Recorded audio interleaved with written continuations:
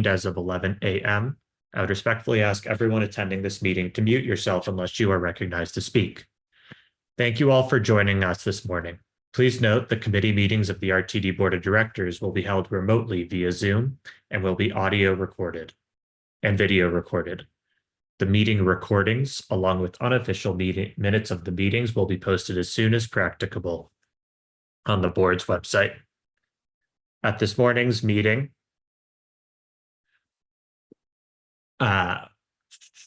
we are providing communication access real-time translation, also known as CART. Additionally, the CART transcripts can be automatically translated into Spanish for anyone who would like to access to a live transcript of this meeting in Spanish.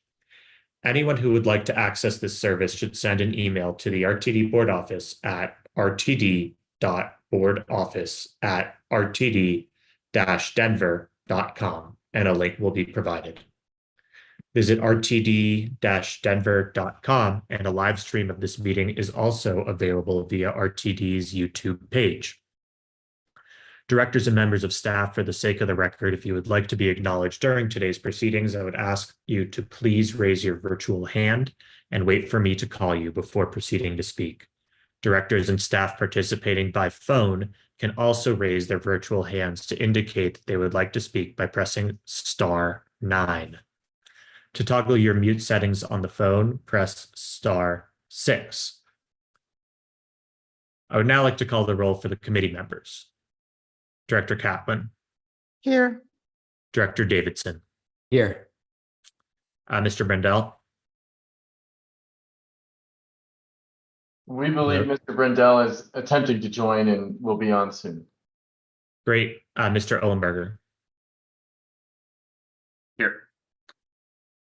For the record, I also see that we have Directors Lewis,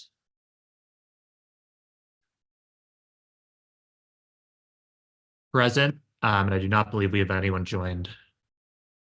There's one person joined by phone. I do not believe that is a director's phone number. Great, Mr. Kroll, if you would just let us know for the sake of the record when Mr. Brendel's able to get through, that would be great. I'd like to open public comment to anyone who would like to address the committee regarding any topic listed in the published meeting agenda for the current and immediately preceding month. If you would like to speak, if you wish to speak and have not already done so, please either raise your virtual hand or press *9 on your phone. During this time, the committee will not offer any direct comments or responses. However, if you would like to be contacted regarding your public comment, please email the RTD board office at rtd.boardoffice@rtd-denver.com. Are there any hands raised virtually or any other public comment? Hi, Director Deschel. This is Jack Kroll, Executive Manager of the Board Office. There are no hands raised, so no one present has indicated a desire to provide public comment, and we did not receive any public comment via email prior to the meeting commencing. Thank you. With no participants in the queue, we will close public comment period at this time. There are no recommended actions on the agenda today. There is one discussion item for the April 2024 internal audit update. I'd like to ask Doug McLeod, Chief Financial Officer, to begin the presentation for this item. Good morning. Thank you, Chair Deschel. And yes, I'm Matt Marino, our Chief Executive Officer, Audit Executive from Ruben Brown has joined us this morning, and he will walk us through a presentation to give updates on past audits, the current audits, and there's also an audit, one of the most recent audits completed for revenue, non-revenue vehicles are also included in the packet attached at the back. So without further ado, Matt, please go ahead when ready.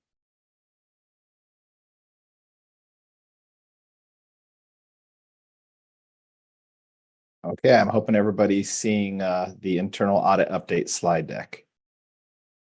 Okay, so I'm going to go through the internal update for Q2 of 2024. I'll kind of go through this slide overall, and then I'm going to kind of talk about upcoming plans as well as talk about the results of the audit. So accomplishment and status of several different items. As Mr. McLeod mentioned, we did complete the district fleet revenue and non-revenue reviews and issued that report on March 22nd.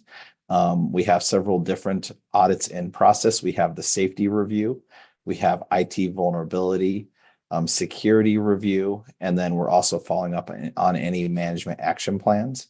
If we go over to the right there, kind of the red, yellow, and green, kind of talking about where we're at as far as timing wise. So the fleet revenue and non-revenue, we did have slight delays, a very complex area and lots of people involved. So not necessarily anything to report other than we were a little behind where we wanted to, but all of the remaining audits there, safety, security, IT vulnerability, and follow up on the management action plans are on track to be issued either during Q2 2024 or quarterly if it's the management action plans follow up.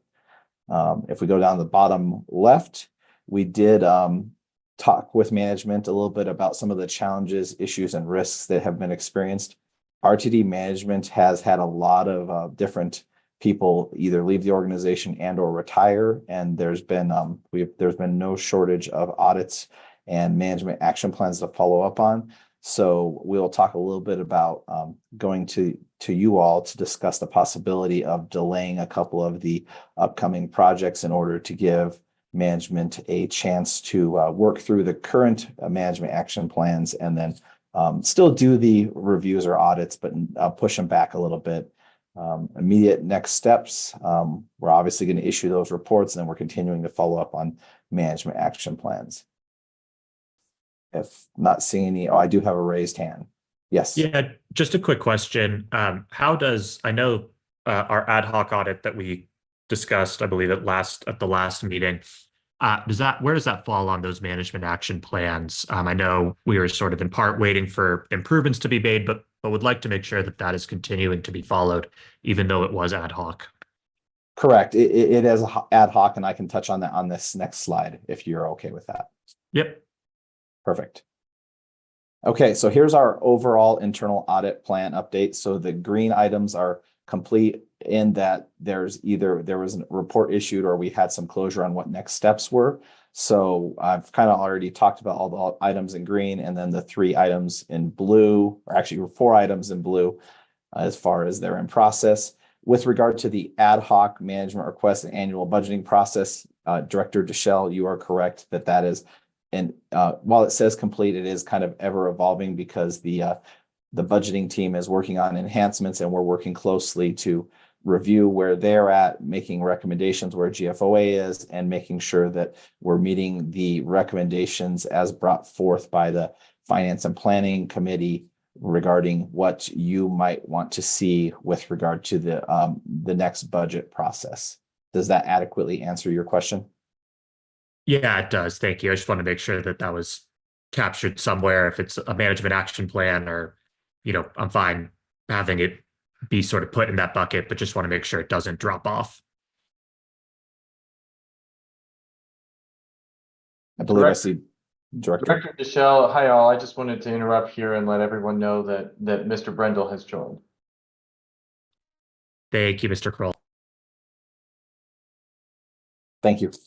So the 2 items that we are asking to consider pushing back on the audit plan, and we were going to work with management to fit it in where they think it would best be fitted, would be the federal, state, and local regulations oversight review on the right-hand side that's slated to be reported to you all during Q3 of 2024, and then the human resources recruiting and hiring process review, which is just if you skip one line right below that. And it's really just comes down to, we have several different key management people that are covering other responsibilities due to vacancies and retirements. And so it's they want to make sure that they're working on the management action plans and not, overwhelm any one department or any one group of people. So just looking for feedback from the internal audit committee if you have any concerns with regard to just delaying but not removing those from the plan. Okay. Director Catlin. I believe Mr. Ohlenberger had his hand up before I did. All right, Mr. Ohlenberger. I was just going to say I have no concerns. Director Catlin. So were you then planning to delay those two items to Q4? We hadn't yet set on it because we wanted to bring it to you all. I would take some feedback from you all when you might want to see it, but we hadn't yet necessarily settled on let's delay it to Q4. If it would slip into, we still would do the audit, but you may not see it until Q1 of 25, possibly. We're wanting to see what you all thought would be helpful, but also work with key management to fit it all in, because there's no shortage of audit activity going on at the district. Yeah, it looks that way. I just know that the recruiting and hiring is pretty front and center in some of the legislative discussions and among our customers. So I just wanted to make sure that got calendared when it was practical. I guess I see Ms. Johnson's hand. Is that maybe she would like to respond to those? Yeah, Ms. Johnson, please proceed. Thank you, Mr. Chair. I just wanted to add some context. So while recognizing that we may have some vacancies and retirements, what you may not be aware of, that we're in the midst of a triennial audit that's required by the Federal Transit Administration.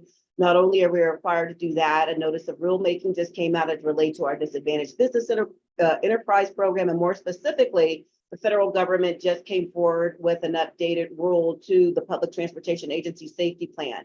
So as we talk about the people that are involved with these, we're looking to ensure that we are adhering to what's been set forth by federal guidelines and regulations.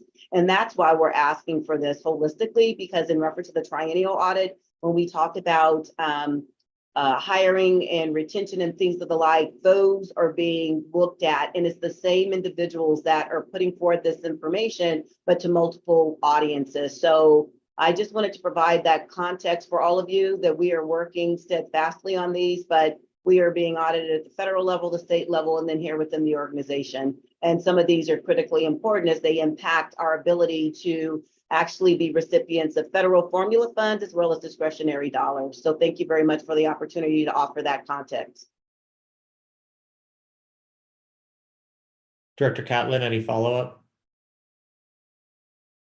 No, I appreciate that context, Ms. Johnson.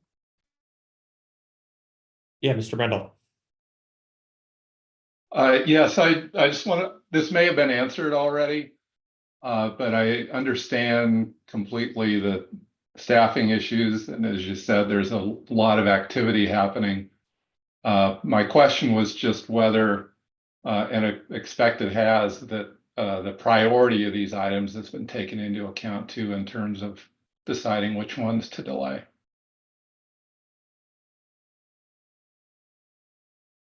Yeah, and I apologize, I don't have it in front of me, but Matt, do you happen to have the enterprise risk assessment that was completed, which was used to help schedule these handy, so we can sort of compare that against the request to delay the specific audits?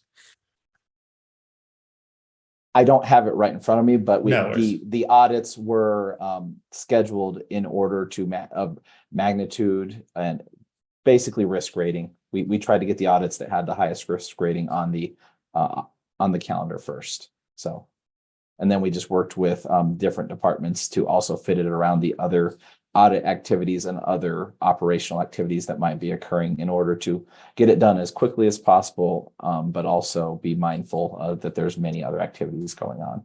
Does that help?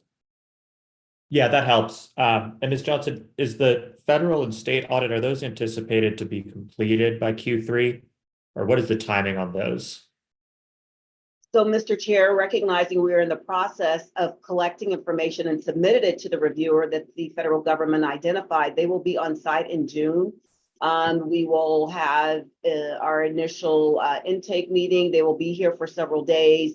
So traditionally, it depends on how the federal government is staffed. So as we look at where we are, it could be at the end of summer, which would be Q3. But I can't say that with certainty as they will not be on site until the week of June 17th. And I see Mr. McLeod's hand is up, so if he can add some more color to that, recognizing I have been coordinating with the regional office, he may have information from the reviewer themselves. Mr. Chair. Yeah, please. Thank you, General Manager Johnson. Yeah, correct. And I would just add on to that regarding the state audit. The current timing on the state audit is for a draft. And I was going to save this for the other matters, but I'll go ahead and take this opportunity to give an update on the timing. State audit that's going on, in addition to the triennial review that is going on, that state audit is anticipated to be wrapped up towards the end of May with an executive committee for the full board to go over the state audit findings. The June exit conference with staff and the board from the state auditors, and then presentation of the final report by the Office of the State Auditor to the Legislative Audit Committee, tentatively scheduled for August 5th or 6th. In addition, we also have the financial statement audit for 2023 ongoing. That is progressing well. We anticipate wrapping that up towards the end of May as well. And I think that rounds out the majority of the audits, at least on the financial side. Thank you. Thank you. Mr. Marino? Thank you, Director Deschel. I'll proceed. I just want to make sure there's no other further comment. I will take note of making sure we're mindful of the risk rating and trying to get these done as soon as administratively possible, but want to make sure there was no, it sounds like there's no major concerns with moving these around on the audit plan, but getting them done as soon as administratively possible. Is that your recollection, Director Deschel? Yeah, I didn't hear any concern with sort of moving things around. I think,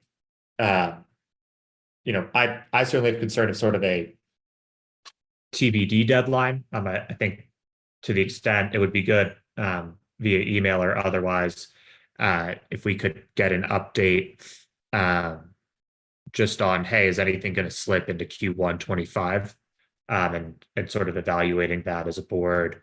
And as a committee before we were to push an audit beyond the current scope.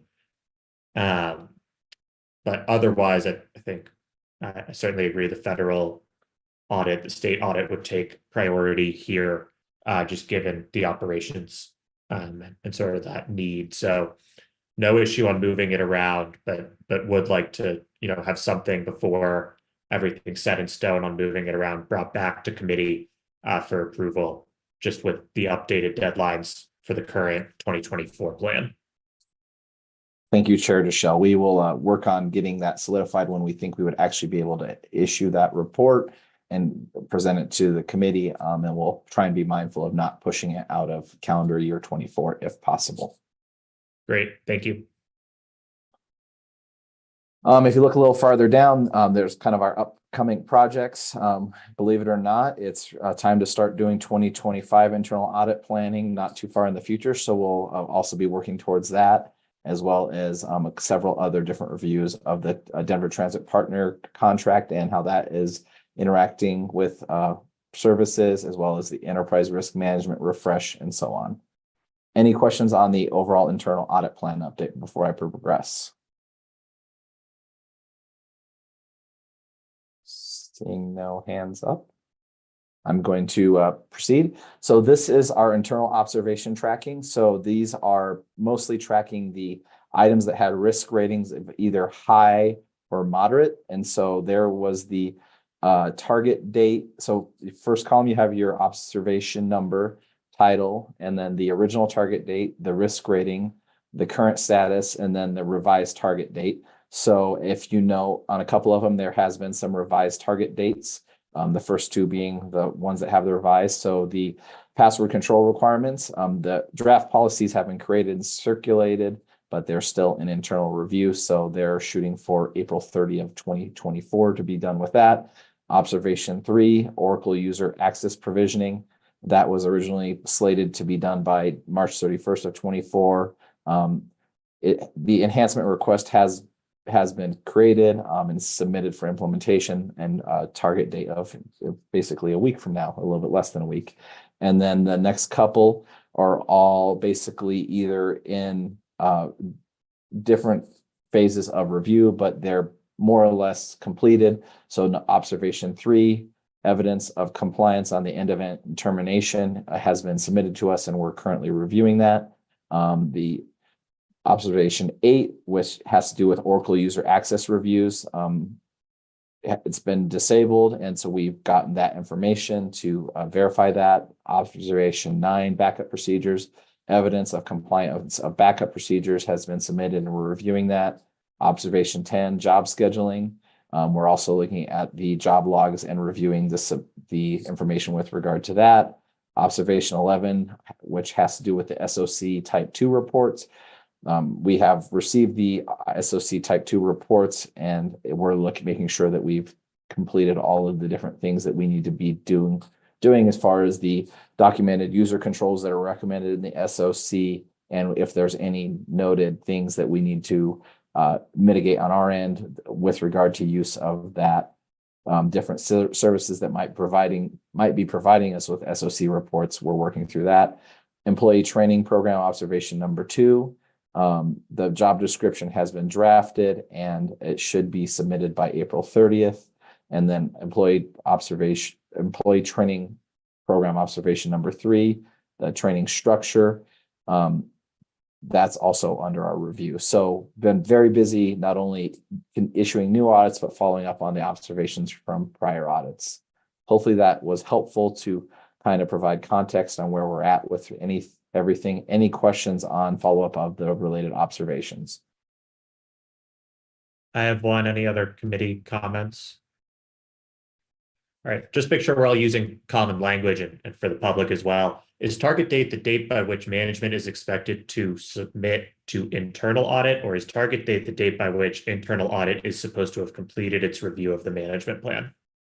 Target date is the date whereby management should be done with whatever processes that they're trying to either change or update, and then we would follow up shortly thereafter to make sure that it has been completed. So awesome, thank you. So is it reasonable that, you know, if something's under an IA review, we're talking 2 weeks, 3 weeks? Could we get an idea there on how long the IA review process takes?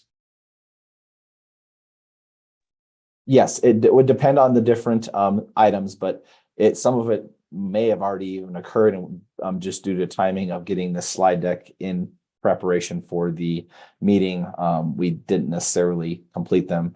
Mr. Hronik, do you want to chime in on that in any more detail? Yeah, I was just going to add for the record that all items under IA review have been reviewed and cleared by internal audit. Awesome, thank you, and great work to everyone on that. Okay, well, some good live time updates on that. So thank you. Thanks, everyone. Okay, I did not see any further hands go up, so I'll proceed. Okay, so this is just really an executive summary of the 2 different reviews that we did. I will go through the report in more detail to the extent we need to, but we reviewed both the fleet revenue and non-revenue vehicles processes.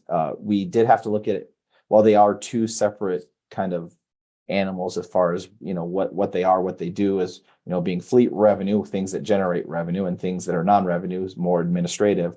But we did combine them into one cohesive report because they do involve many of the same people. We did have 2 items that were rated as a high risk rating and need to be corrected. We had 6 moderate and 3 that we would consider lower process improvement. Overall rating of the report of needs improvement. I will go ahead and forward into the overall audit and go through some of the highlights. So as a reminder, those are overall ratings: satisfactory, needs improvement, or unsatisfactory. And then high priority, moderate priority, and low priority. We've been doing these for a while, so I won't spend a ton of time on those. First one has to do with the transit asset management plan. This is one of the high priority items. So this has to do with the purchasing of revenue vehicles. There was a certain amount that was allotted per the transit asset management plan. We deviated from that plan. As you'll see in the recommendation, there are reasons whereby you would deviate from the transit asset management plan, but we're recommending that be well documented and that the decisions behind why deviations are occurring are well documented and considered when deviations are going to occur. Any questions on that one?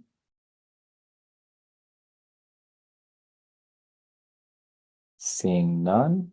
Oh, did I raise my hand again? No, I saw somebody else raise their hand. No, Mr. Chair.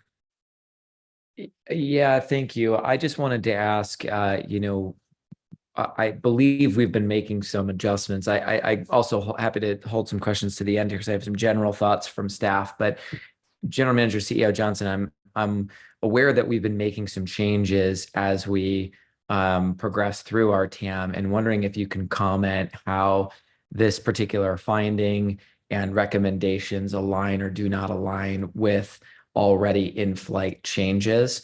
Just if you wouldn't mind, just a few comments on what we knew at the staff level, what processes and procedures we've been changing, and how that aligns with both the recommendation and also the risk identified here. Mr. Chair, if I may. Mr. Chair? Yes, thank you very much, Director Deschelle. So you're absolutely right. These are elements that we are already cognizant of as staff. Quite naturally, we had already retained the services of a consultant who was looking at our transit asset management plan in the sense of looking at the maturity level of said document. As we speak to this primarily about fleet revenue and non-revenue vehicles, there was a practice in the organization. If in fact funding was available, we should take advantage of said funding. We are in a process of developing key elements around how we pursue discretionary grants, be they at the federal level or local grants. We want to ensure that we have a project and that we have a need. More specifically, as we talk about our fleet holistically, there were some decisions made because it appears as if it would be great to get some new propulsion system relative to a vehicle that we may have not necessarily needed. And so we have basically ensured that we are not doing that going forward. We're looking at documentation relative to the useful life of a vehicle, be it 12 years or 500,000 miles, and more or less to the point that was raised, this needs to be memorialized as in certain instances, we were keeping documents in disparate places. Going forward, this will be par for the course. I don't want to jump ahead because this also has to do with the spare ratio in reference to us having a waiver from the federal government, having just returned from Washington, D.C. last night. The acting federal administrator recognizes the need that we have to adapt to the fair ratio.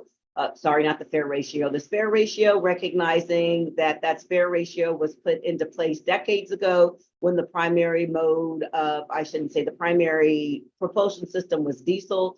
And we have different needs, especially with the adverse impacts of COVID and how many transit agencies across the country did not have the same peak period vehicles being utilized. So I hope that provides you some color as relates to where we are. I do see Mr. Worthen's hand raised. So Mr. Chair, not Mr. Chair, Director Davidson, in this meeting, if I could yield the floor to Mr. Worthen to add some more context, I greatly would appreciate it. Mr. Yes, Worthen. thank you, Ms. Johnson, and thank you, Mr. Chair. With regard to support fleet also, the one thing that I would say is that it is difficult to always plan for support fleet replacements because we do have incidents where vehicles can be totaled and those are unplanned replacements. We do have a process though that we follow to actually go outside of the TAM to replace those vehicles. But we have had incidents where support vehicles have been totaled in accidents themselves. So Ms. Johnson has covered the spare ratio, but we'll get to that a little bit later. But part of the reason why the numbers don't match up is we made a decision to downsize our fleet to help get the spare ratio closer to the 20%. So we only replaced critical vehicles that we needed, that were aging or were needed for service itself. Thank you, sir. Thank you very much for that. It's very helpful. And Mr. Chair, if I may, just one quick follow-up. Thank you. I also just noticed in here, and I think I wanted to kind of understand where we were here before going to this, which is that the risk that was identified was that it could increase the risk of insufficient funds being available. Did we identify any instances where that risk was realized, where there were insufficient funds, or are we at any risk in the remainder of what's in the TAM for any insufficient funds? Mr. Worthen or Mr. McLeod, either one. I'll defer to Mr. McLeod. Yeah. Your hand is still up, Mr. Worthen. Thank you, Mr. Worthen. And no, none that we've identified. The committee, all the committee members may not be aware of the full fiscal policy. However, our goal has been in the past, let me back up. In the past, RTD has primarily relied on lease purchase agreements for its vehicles through certificates of participation. So in the past, we've gone and borrowed money to make these large purchases of bus replacements, for example. What we've been doing for the last several years is not borrowing additional money, flash funding those. Under the current six-year midterm financial plan, we don't see any issues with us needing to go and not be able to cash fund things and have to borrow money. We don't anticipate that changing beyond that point as well. As Mr. Worthen mentioned, as we reduce fleet size in accordance with the spare ratios, we think that all comes in being able to continue to keep on things just simply with cash on hand. Thank you. Thank you very much. Thanks, Mr. Chair. Thank you. Anything further from committee members? Mr. McLeod, is that an old hand? Yes. Okay, Mr. Marino. Okay, so we'll go to the observation 2. This also received a high risk rating. So this has to do with the data collection and analysis. So if you look at the way data is collected at RTD, there's we have the Trapeze Enterprise Asset Management System, and so really that data is not always easy to get out and do the analysis on. So when we're making our asset decisions, so the recommendation is we need to establish an agency-wide data management policy that outlines what kinds of data we need to have in there, when it should be stored, how it should be managed, all that. And then we also need to train the staff on getting the data out of the various systems that we have so that those can be used by the different functional units when making asset management decisions.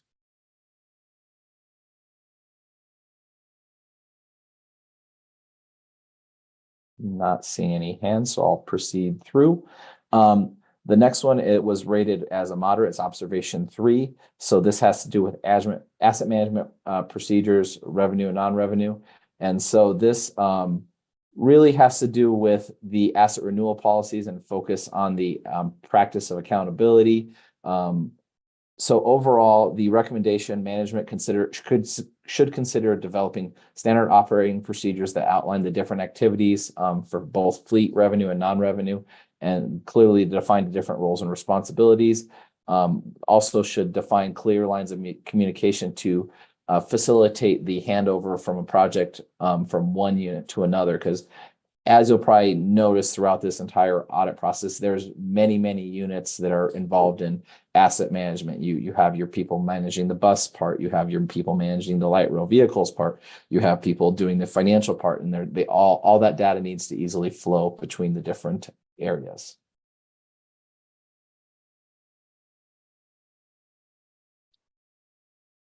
Okay, so the next one has to do with, and it's also observation 4, moderate priority.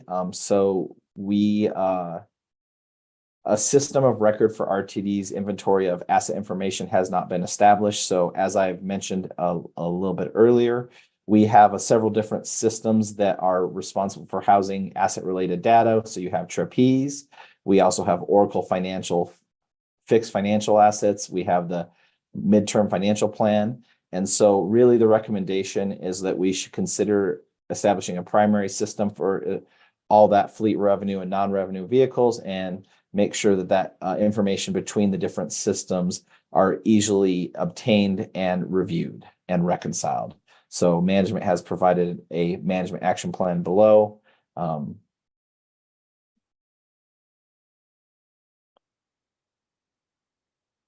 Not seeing any hands raised on item 4. Observation 5 has to do with the preventative maintenance plan. So this was rated moderate. There were times that we deviated from the recommended or established maintenance plans for different vehicles. Overall cause, there was a lack of quality control and a little bit of lack of staffing with regard to monitoring that. So the recommendation we have is to improve the preventative maintenance plan by making sure that the quality control and spot checks are happening more often, incorporate manufacturers' preventative maintenance specs in the preventative maintenance plan, and management has provided a management action plan there.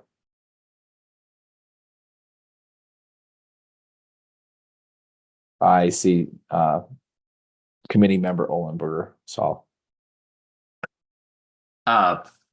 What was the most egregious thing that you saw? Is this just as a result of lack of appropriate staff, or not appropriate, I guess just lack of staff to get these things done in a timely manner? I mean, how far deviating from the 10% threshold did you guys see? I won't speak on egregiousness because preventative maintenance is not my expertise. But we did note some of the specific items where we're either exceeding the mileage recommended, or sometimes we're doing maintenance before it's recommended, either because, but I see Mr. Worthington has his hand up, so I'll let him speak to that better. Yes, I would say that in the vehicle maintenance area, we during the time of this audit, at one point we were at a 30% vacancy rate among our general repair. We've closed the gap on that. We're down to, I'm sorry, the phone call coming in. I closed the gap to about 18% right now, so we are doing better on that. And we've also got our component change out program up to par as well. But part of the problem that we had was just the general lack of general repair and support vehicle mechanics at that time. We were really very, very understaffed. And even with all the overtime that was being worked, it was challenging during that time period to maintain the fleet. But we're doing a lot better. We've made great inroads, not only our general repair, but our service and cleaning is almost fully staffed right now. So we're working on getting the head count back up to a normal range. And Mr. Chair, if I may. Please. Yes, thank you very kindly. And thank you, Mr. Worthen, for that. And I just wanted to call out for those members that are on the board of directors, recognizing when we talk about recruitment and retention, oftentimes the conversation goes to operators. I just wanted to amplify the point that when we talk about the criticality of the positions in which we're not hiring for, they're not the operators that everyone sees. We're talking about individuals that can ensure that we're keeping our assets in a state of good repair, and that includes our rolling stock as well as our facilities and our infrastructure. Thank you.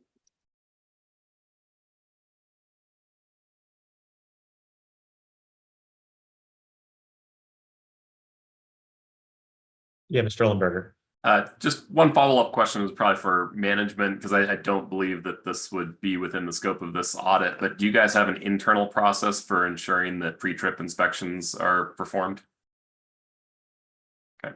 If I may, Mr. Chair, that is one thing that is required and regulated as we work with the Colorado DOT, and they come in and do inspections as well as at the federal level as well to the triennial audit that I referenced earlier.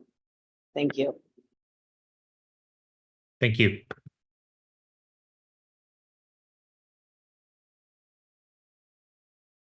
Okay, I'm not seeing any further hands going up, so I'll proceed to item 6. Item 6 has to do with the fleet non-revenue vehicle assignment. So we noted that there were, of the selected sample of non-revenue vehicles, there was just really kind of a lack of ability to find the documentation with regard to who might have been assigned that vehicle and how that all works. So the recommendation management should provide guidelines to the divisions on maintaining evidence of the authorization forms regarding the approval and authorization to different management of using non-revenue vehicles. This was a moderate priority recommendation, and management has provided their action plan below.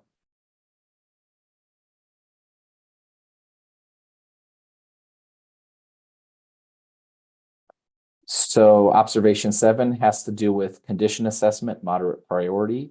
It was noted that there was a difference between the benchmark used for buses of 14 years that the FTA recommends, and that we also have a benchmark that's used for financial reporting purposes, and that we as an agency are routinely exceeding the useful life by about 2 to 3 years over that 14-year period. Management should consider using a consistent useful life benchmark for fleet revenue vehicles to ensure accuracy with the inventory and just the overall Federal Transit Administration funding eligibility requirements. Management has talked about their action plan there, and target date of bringing this all together would be June 30th, 2025. Director Davidson, I think. Yeah, Director Davidson, go ahead. Thank you.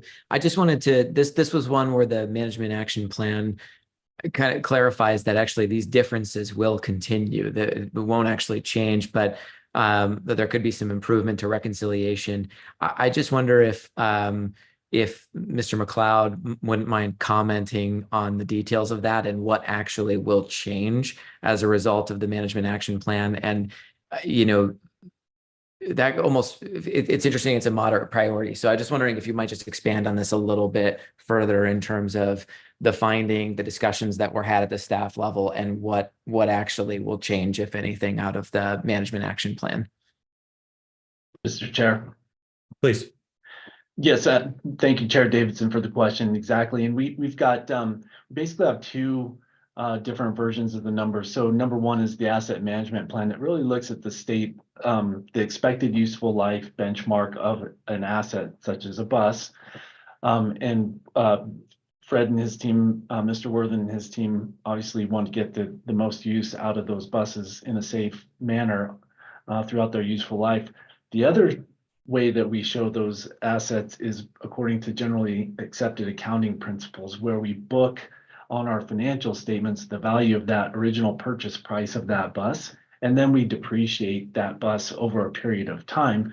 Generally, it depends on the type of bus. So let's say 12 years, we depreciate that. However, we may actually determine that bus has a useful life of 13 or 14 or more years based on mileage and other condition assessments that the operations do. So we are required to report according to GAAP with a consistent application by asset class of depreciation, which can differ from the actual usage of those assets and their total useful life. So what we agreed to in the action plan was that we would do a reconciliation between the financial system and the asset management system amongst those assets to determine the difference in depreciation by asset and be able to report on that. And I think that was a valuable finding, just to keep us periodically reviewing to make sure that both sets of records match, although we will have reconciling items within depreciation.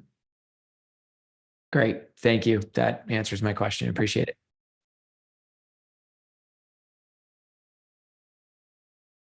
Mr. Ellenberger. So with this one, so say we got a bus that's 16 years old and Mr. Worthen's group has not had any issues with it. It's working great. One of the risks in here sounded like there was a risk to losing federal funding if we don't adhere to the benchmark time.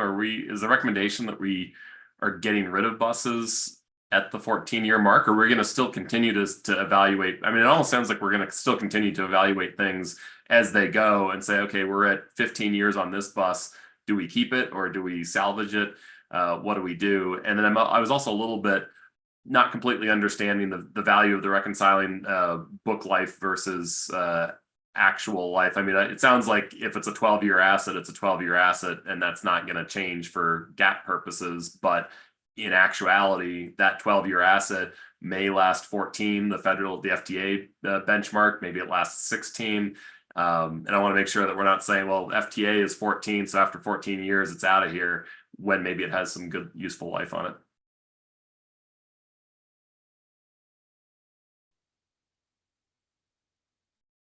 Mr. Chair, if I might ask Mr. Worthen to comment on the operational issues in terms of determining the useful life of those assets. Yeah, Mr. Worthen. Thank you, Mr. Chair. This is a great question. This is a complicated answer, and this really is a precursor to our existing spare ratio. When the economic downturn occurred during COVID, of course, we cut our services by 40%. One of the decisions we made was to maintain our fleet because there was a belief that the COVID would be short-lived and we would return to pre-COVID levels. So we made a decision not to downsize the fleet, but to hang on to vehicles. At the same time, we had the system optimization plan, which was underway as well. So we also wanted to preserve vehicles to make sure we had the vehicles available to be able to meet the system optimization plan and return to service. So we held on to vehicles a little longer than what we would normally term their useful life to make sure that if we decided to restore service at a more aggressive level, if we had resources available, we would have vehicles to fill the gap. Unfortunately, I think everybody is well aware of the fact that people power still hasn't returned to the level that we have liked. So we're in the process of getting rid of a lot of those vehicles that are in the 16, 17, and 18-year mark between the end of this year and early next year as part of our fleet downsizing plan for the spare ratio to get our spare ratio back within the FTA guidelines of 20%.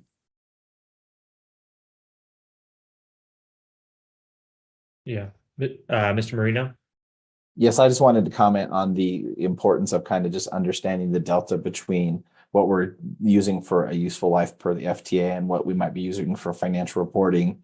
As a reminder, depreciation for financial reporting is an estimate. And so we just need to understand, is that delta, could that result in a material misstatement of financial statement? So that's why it's important to understand if we're going longer than 12 years consistently, do we need to maybe change our depreciation method for financial reporting to be more accurately portrayal of the actual use of that asset? And so that's why it's important to monitor that.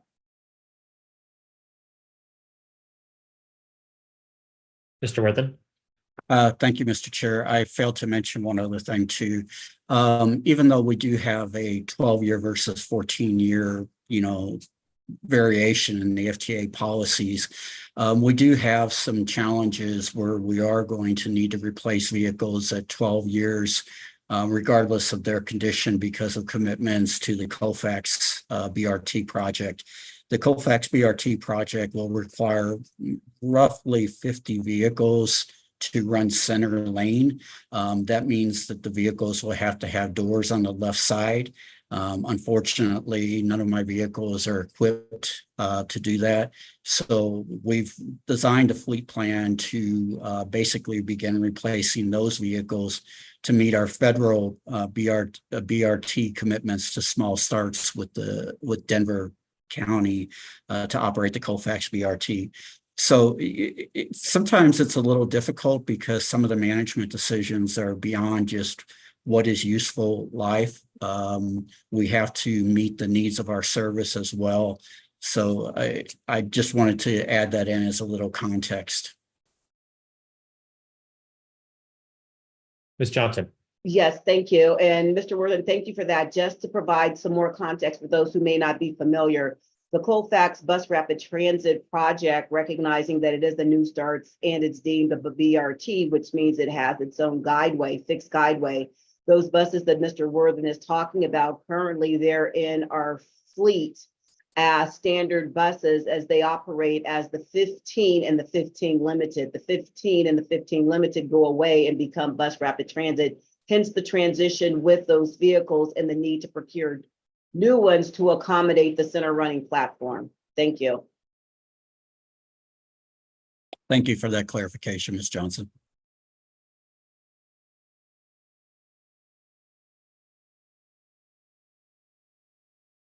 Right. Anything further from committee members?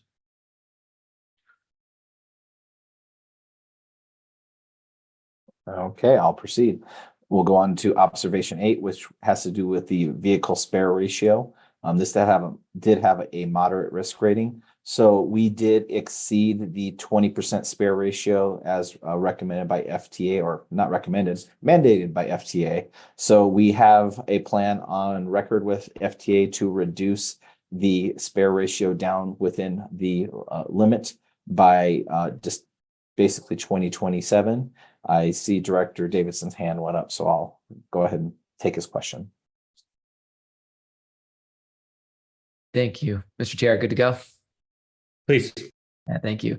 I think Mr. Worthen may have touched on this a little bit when we've been alluding to the spare vehicle ratio and some of the prior discussions, but I just wanted to double check. So are we setting the ratio, the target ratio for based around the system optimization plan or our most recent comprehensive operational analysis? In other words, what will be needed given that we're not at the revenue service hours that we would be at? Is it set to plan, and is that why it's 2027?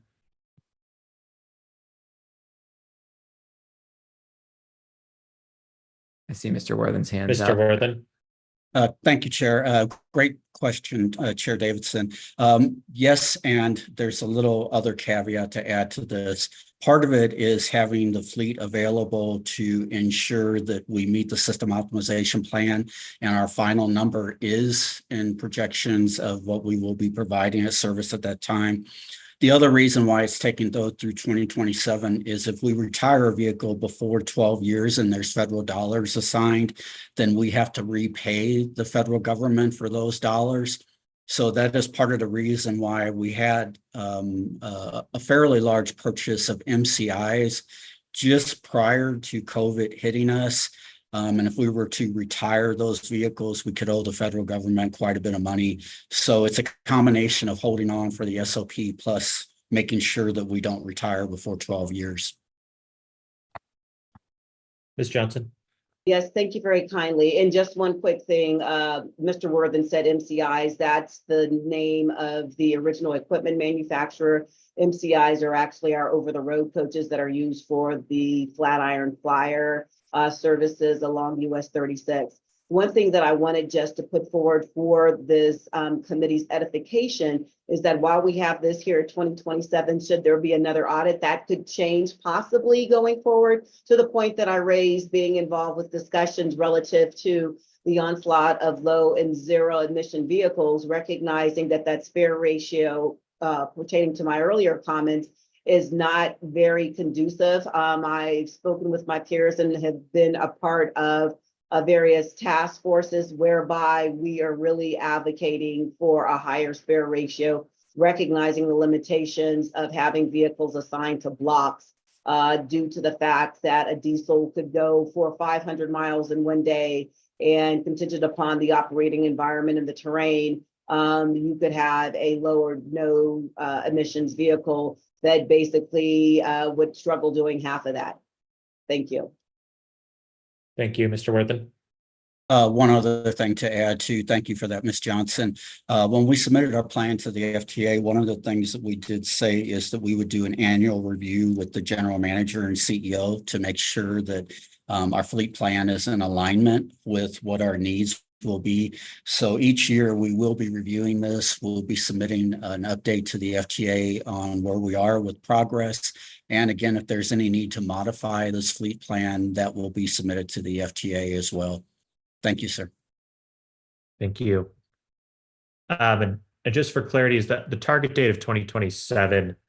It sounds like part of the management action plan could almost be bifurcated, right? Because it shouldn't take until 2027 for the division responsible for the agency's spare ratio, but might take until 2027 just to get the buses there. Is there a way to sort of bifurcate that plan and have different timelines for each aspect, Mr. Marino, that might go outside of the way audits are typically done, but was just curious if we could sort of split that up a little bit.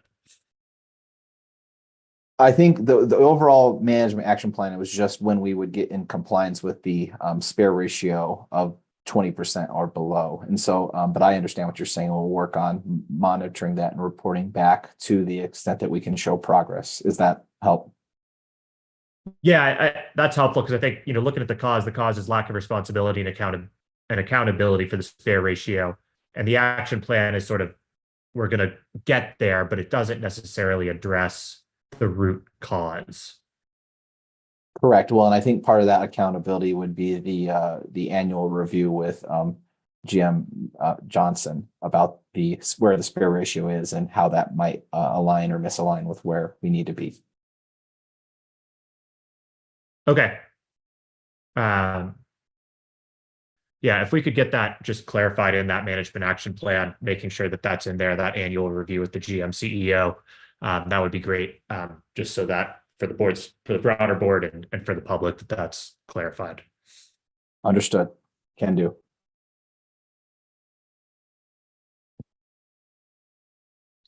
Okay, observation 9 was a lower process improvement. We did notice a couple times where items that were either retired or disposed of didn't get fully disposed of within all the various systems and documentation. The overall recommendation is to make sure that the full completion and submission of all the disposal information is routed throughout the organization and they're disposed correctly, fully in the various systems and so on. So this will be target date of Q1 of 2024. So this will be slated to be monitored very quickly here. We're past Q1 24. Yes, so we have already asked for the monitoring information, and so okay. And Ms. Johnson, Q1, yeah, go ahead. Has that been submitted? The authorization of disposal memo for these to get it, has that already been done? And we just are working through getting it to IA, or is it we're going to get it done here quickly? Mr. Chair, if I may answer. Yeah, Mr. Worthen. A couple of points. First and foremost, these vehicles were not replaced intentionally. At the point of this audit, we were actually going through looking at our non-revenue vehicles and trying to right size our non-revenue support fleet to our needs itself. So there was a pin put in replacement of vehicles while we were going through process of developing some internal processes and procedures around vehicle replacement and making sure that we actually needed these vehicles. We do have a disposal process, though, that we follow itself. We do monitor the vehicles, and there is an authorization that goes all the way through the CEO. I sign off on vehicles to be disposed of, and it goes to the CEO. Okay, so for the 2 vehicles at issue, has that occurred? Yeah. Oh, yes. Okay, great. So we just need to get that paperwork over to internal audit then? And then this should be closed out, this observation? Affirmative. Great, thank you.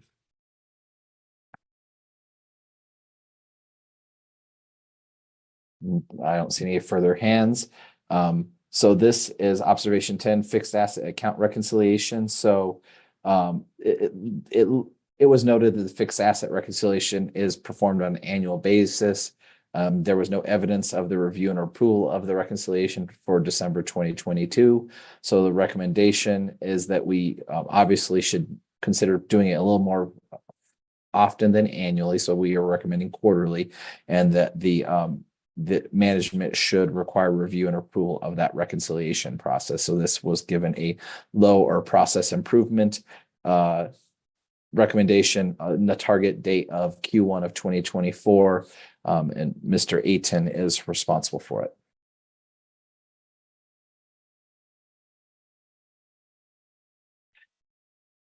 Observation 11 was related to performance measures.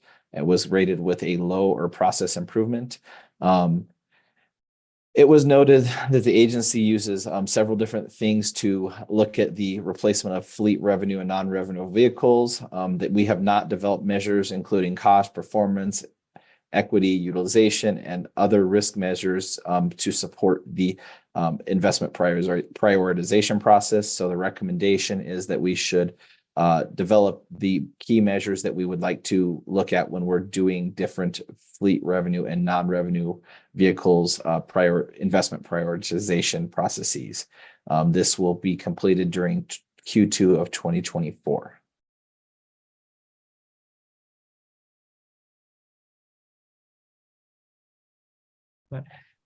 That brings us to the end of the presentation with regard to the fleet revenue and non-revenue vehicles review. Great. Any questions? I know Chair Davidson, you mentioned you had some questions or comments. I have some as well. So love to hear sort of general questions and comments here that folks may have. Director Davidson. Yeah, thank you, Mr. Chair. I have a very general high-level question that I think is largely for General Manager and CEO Johnson, which is, we've been now going through, several audits. And Mr. Marino, thank you to you and your team and CFO McLeod for working closely together here. But we have a number of things that are high priorities and moderate priorities that are collecting. And, from the whole agency standpoint, we're dealing with people power challenges that we're addressing. Also, we have, our external audits and not just, Office of the State Auditor, but also things that we're reporting to the FTA. So I recognize that, we have a number of significant priorities aligning. So at some point, it may make sense as we, acquire these recommendations to have General Manager, CEO, I can't help it. Here's one of your favorite terms, holistic view of all of our priorities and what the intersection is with various staff members and leaders, and also alignment with other audits and other reports that we're creating so we can make sure that we're optimizing our efforts. So I have a general high-level question, and it may require the expertise of Mr. Marino, you and your team in terms of how to approach answering this. But I think first, starting from General Manager and CEO Johnson, are we at any point of being concerned around too many high priorities, too many moderate priorities, where we need to be staging things out and looking for alignment, particularly as it relates to our people power available to us? I'm wondering if you can just comment on that, since we've gone from limited, visibility to a lot of visibility on these audits, which is a byproduct of great work happening in this group. So, Ms. Johnson, hopefully that's enough to expound upon, but I'd be interested in hear your input on that. Yes, Mr. Chair, if I may. Please. Thank you. So, Director Davidson, that's a very great question. And my team and I have had conversations around that, because while we may look at this organization in a holistic fashion, there are just a set group of people that are working on this quite naturally at the leadership level with their teams.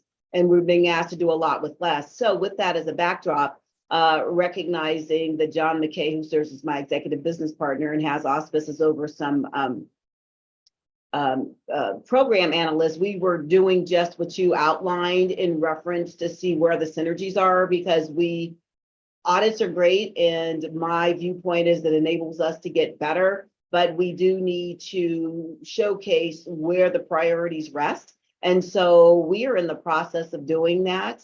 And I believe maybe there was a conversation at a very loose level that Mr. McLeod may have had with Mr. Marino, as I broached that concern, as I had that once I spoke with members of my leadership team. So I think it would be advantageous for all of us to discern what might be optimal for us to ensure that there's continuous improvement without burning out staff. Because if everything is a priority and it's a high one, then nothing is a priority. So that's what I would offer up to the discussion. So we are more than amenable to actually putting that forward and providing that to our audit executive, if that is the desire of this group. I know from a staff level and as the leader of this organization, my team and I would appreciate that immensely. Thank you. Thank you, General Manager and CEO. Mr. Chair, if I may just follow up briefly. Please.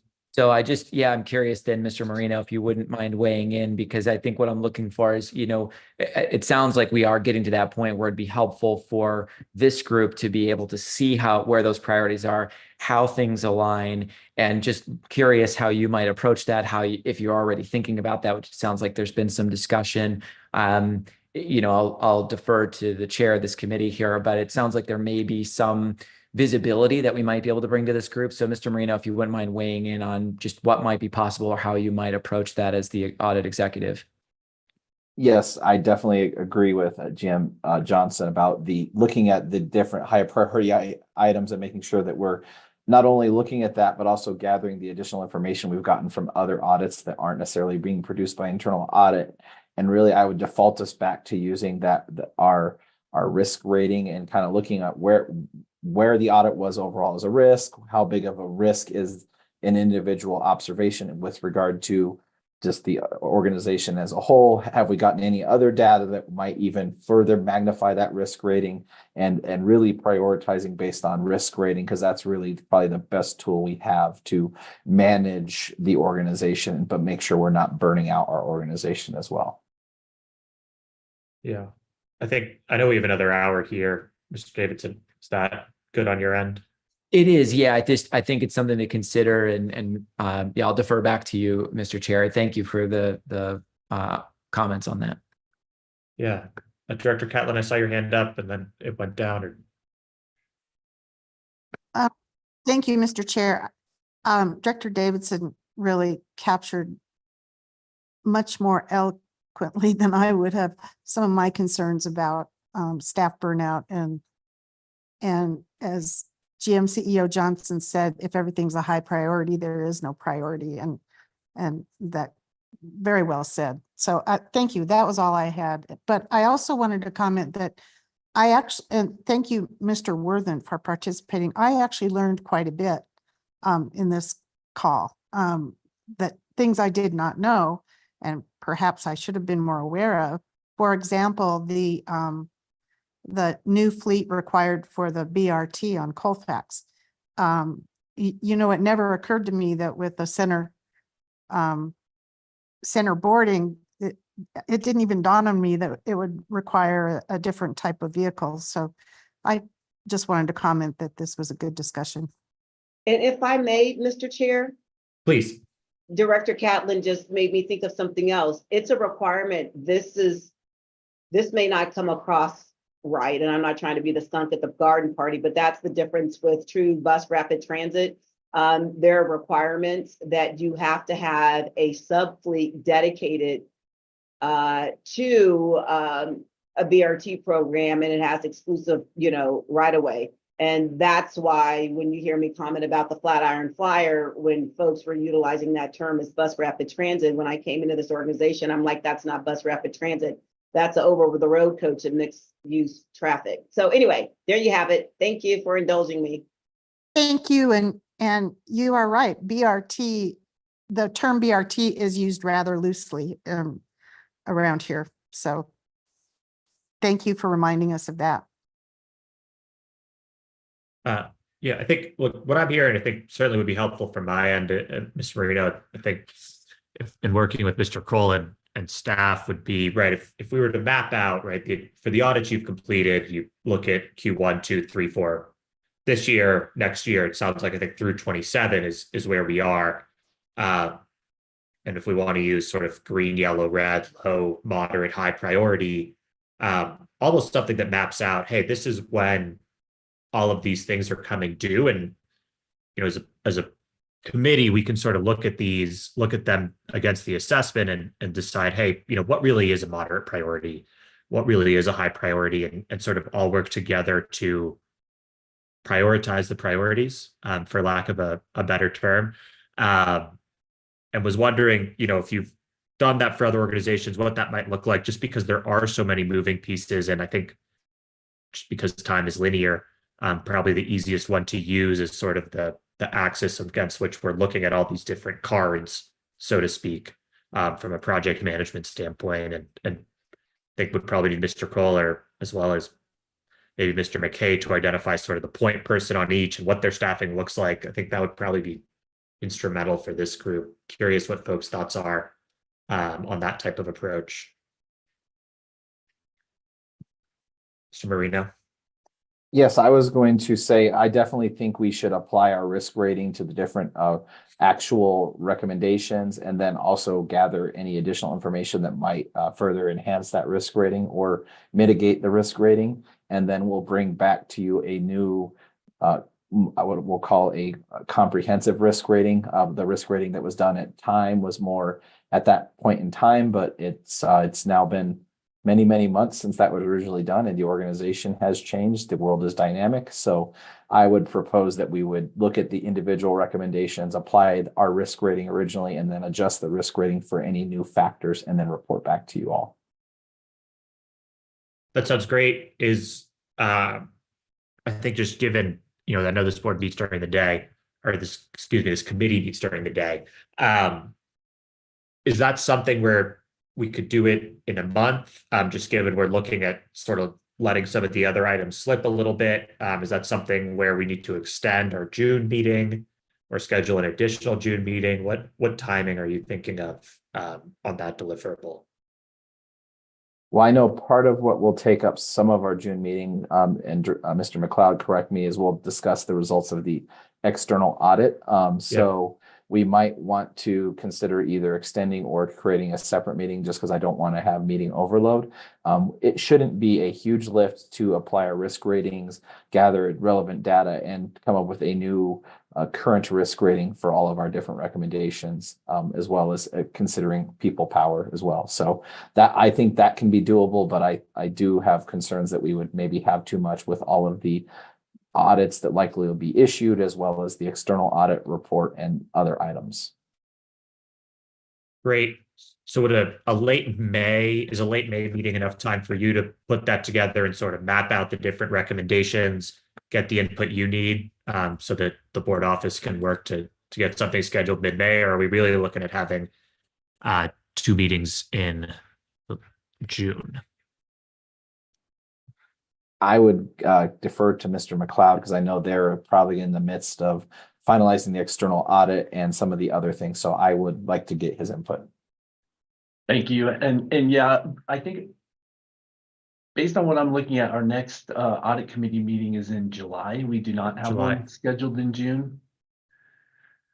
So potentially if we needed to schedule another audit meeting in June. I apologize.